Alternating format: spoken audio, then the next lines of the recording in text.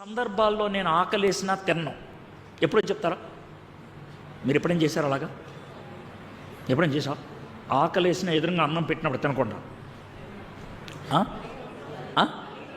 అలిగినప్పుడు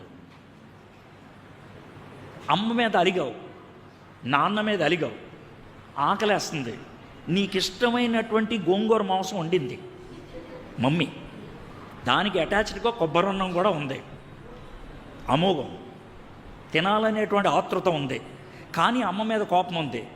అప్పుడు అన్నం టచ్ చేయకుండా ఉన్నంతసేపు నీకు స్వేచ్ఛే, టచ్ చేస్తే అయిపోయినట్టే.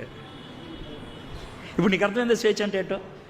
సో దేవుడు మనకి నీకు రీజన్ ఇస్తున్నా, కారణం ఇస్తున్నా, సీజన్ పెట్టట్లా.